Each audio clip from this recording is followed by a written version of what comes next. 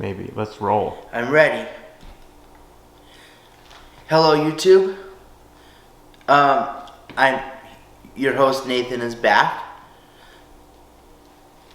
This video is a tribute to my love and thrill for insects. One of my college degrees that I am hoping to work on and someday do as part of my job is to be an entomologist. And my favorite insect has got to be the praying mantis. They are very unique in their behavior and in their body structure. So they're really cool animals to learn about and have the chance to see. And in this video, my praying mantis are going to be the stars of this video. This is my first mantis. Her name is Nello. And Nello was the first mantis that I caught.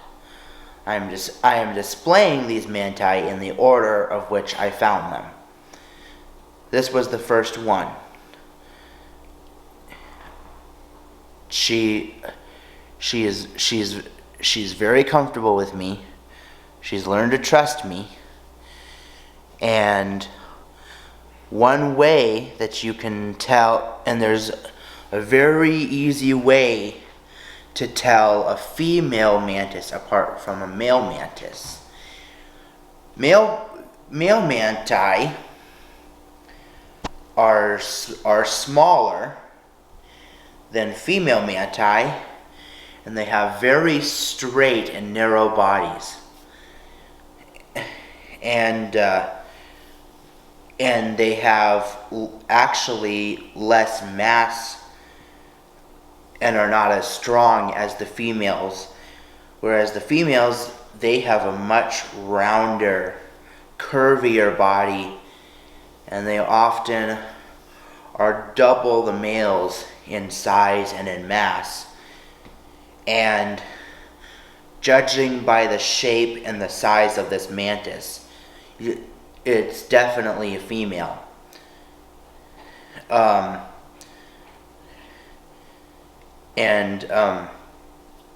place that I found her in is a place that I've found lots of mantis during previous summers. And but this summer has seemed to be a late season for them. Some summers I feel like I've started seeing them earlier, like at the end of July. But this summer, they've had a bit of a later season. They've kind of been out. They kind of didn't start coming out until very late August. And I was starting to worry that I might not catch any mantis this summer. But my wise dad encouraged me to be patient, and that he was sure that I would indeed get at least a mantis before the summer was over. I trusted him, and look at the result I get. I like to let them crawl up my shirt. And sometimes they like to crawl onto my face. And I like it when they do that too, because it tickles and it's cute. And right now, Nello is just kind of exploring me. When you're handling mantis, you can't really manipulate or control them. They like to feel like they're free, so you can't grab them. It's important to have your hands open, and if you let them crawl on you, then it's like you let them just move how they want, It's just like they're climbing something in their natural habitat. See? I've got a face mantis. I know there are lots of people who would never ever do something like this, but I just think insects are amazing and fascinating creatures, and that's why I want them to be part of my college major. Because I've been catching bugs for a very, very long time, since I was 4 years old, and I never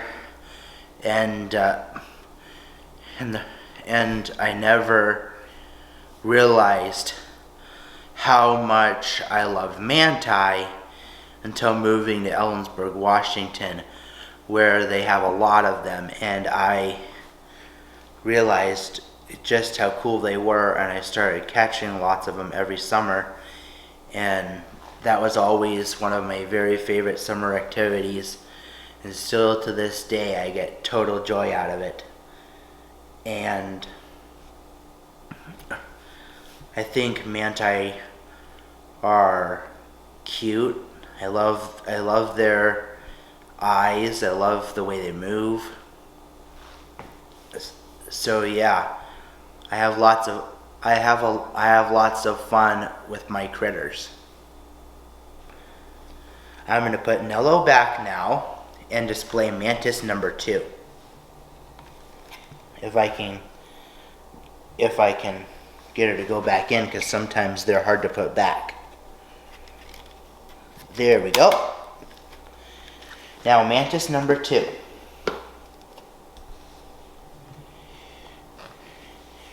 This mantis I named Savvy. It just seemed like an appropriate name for such a reputation of a mantis. She kind of just has one of those looks that when you see her, you know exactly what kind of mantis personality-wise that she is. And she is even bigger than Nello. She's a pretty good sized one. And I found her actually in the same area that I found Nello, and they were only like 7 feet apart from one another. In total, I saw 4 praying mantis that day, all in the same area. It was amazing. But me being a little bit greedy, I went for the 2 biggest. But regardless of size, I just think praying manti are incredible creatures. You really can't compare them to any other animal on our planet. They have such unique abdomen structures. They have a very unique way of catching their prey and camouflaging, and their heads, they are the only insect I know of that has the ability to turn their head in every single direction, all the way around, so they can see directly behind them.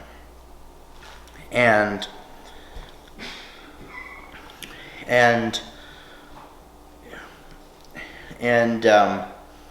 so they're very alert. Manti are very alert of their surroundings.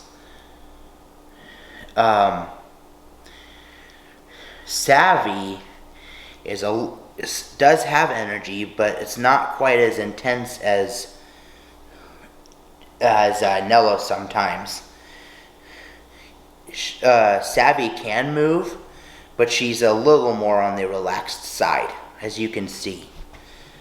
Because right now she's just kind of standing there, just kind of being herself and watching things. And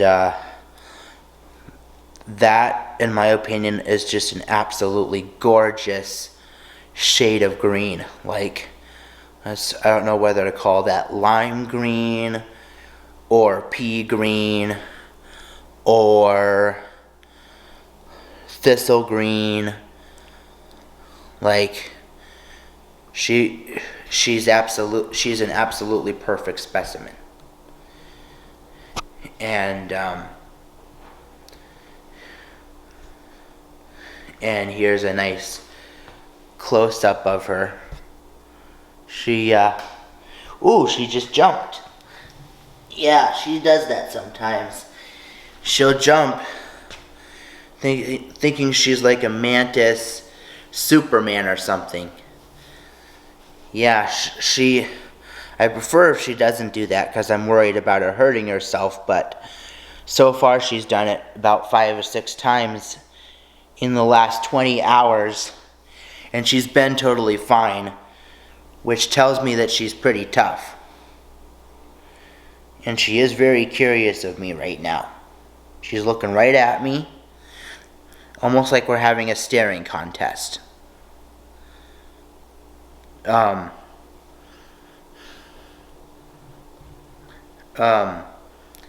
She's definitely a sweetheart. Ooh, and she just jumped like a grasshopper. And if you notice, manti have these little tiny black and white markings on the inner parts of their front arms. And when manti are threatened or they're scared, they'll display those, and they'll rub their abdomen against their wing to make kind of a hissing sound. And they do that when they're scared or if something gets too close to their face. And it's a defense mechanism, and it scares off a lot of animals. And prey for a mantis would be anything they can overpower or ambush. Anything that's smaller than them, like that they can easily overpower, like possibly flies or grasshoppers or crickets or beetles or even bees and wasps. But the very largest manti that I've seen, at least in pictures, were so big and powerful that they have the ability to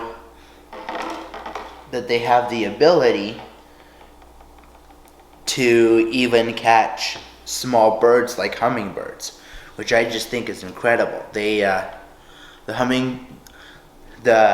manti will hang from a branch or a ceiling, and they will hang down, and when a hummingbird flies by, they'll reach out with their talons and snatch it. They're the only insect I know of that can take down such big and fast prey. And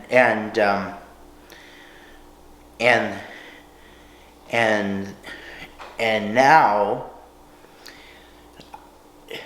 for mantis number 3, we've got one more mantis coming up.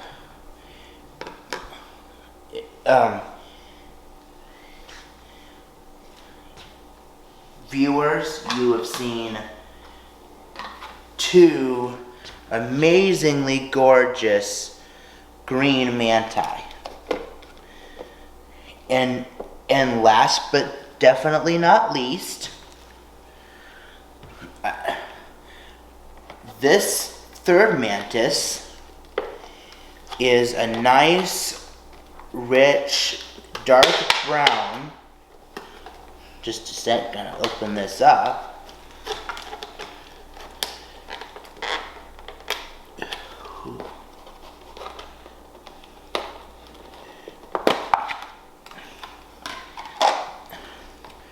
Mantis number 3.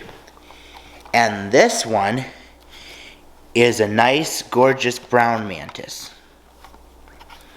And and I caught her right behind my grandparents' house and backyard. They have a nice little field right above them.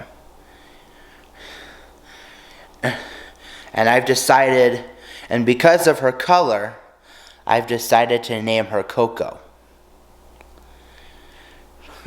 She's got like a rich, caramelish, chocolatey-ish, brown, deep color that I just think is absolutely stunning. In fact, I believe the brown manti are my favorite. Don't get me wrong, I love the green manti. But there's something about these brown ones that just really, really attracts me. Like they're just... And I have read that they are much less common than the green ones. Like when a mother mantis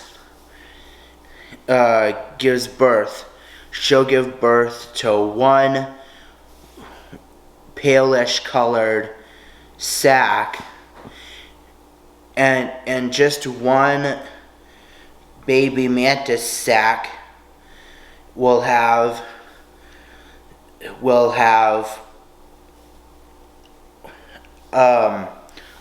around 15 baby manti that are developing inside of them. And the mother mantis will tuck her egg sac in a nice deep warm place where it can shelter safely for the winter. And then the next year, when the new baby manti are fully developed, they will emerge and restock the world's mantis supply. And I've heard and read that about with every 15 praying manti, probably only around 2 of them are going to turn out brown like this. A majority of them are going to be green. Which is why when I find one of these, because they're much rarer, they're an extremely special find. And the last 2 summers, I searched and searched for a mantis like this, but I absolutely could not find one. The last time I remember seeing such a dark colored mantis was when we lived further up in Washington, in Ellensburg, which is in Kittitas Valley, which was a really nice place to live. And there were lots of praying mantises there that I would catch every summer. And one afternoon, my brother, mom, and I were driving home from elementary school, and we were pulling into the driveway. And after we got out of the car, I looked on the driveway, and I saw a mantis just like this, dead on its back in the driveway, and that absolutely just broke my heart, because I have a lot of empathy for living creatures, and it was one of the most beautiful manti I had ever seen. And I thought to myself, that's just really unfortunate.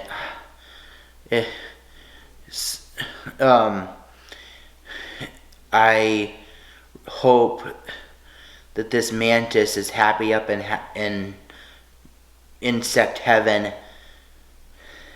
and I hope he lived a good life. Back in Ellensburg, I would call all the manti he's, because it wasn't until I was around 11 that I learned how to tell the manti genders apart. And and I've always had a really incredible eye for spotting things that are camouflaged. Like, I don't mean to brag, but I've never met a single person who can see the full form of a mantis totally camouflaged with totally with my naked eye. Like, I feel like that's a very rare gift, and I think that's the reason why I've found so many in my life, is because having good vision really helps, because those manti can really camouflage. I'm going to put Coco back now, and so that and the last thing I want to say is I really appreciate all the support from my YouTube watchers. It really means a lot, and it means a lot to me to share my life experiences with everybody, so they can get joy out of watching another person with very unique experiences, which I think in turn can help the people to have more love and respect for themselves, because my channel promotes the idea of learning to just be you and love yourself for who you are. And that's why with this channel, I'm always so open and informative, and I always speak the truth about myself and those around me, so that people can look at my example and not judge themselves. And this video, I've had a really amazing opportunity to share my love for insects, especially the praying mantis, and it's really meant a lot to me. And I've waited all year for this season, and it's taken a lot of patience, a lot of searching. I kept looking and looking, and I just wasn't finding any. But finally, my patience paid off, and at last, I am in success. And sometimes that's just how it goes for people who love to explore and people who love science. Sometimes you study and research for something, and sometimes you don't always find it when you want to, and you have to be patient. And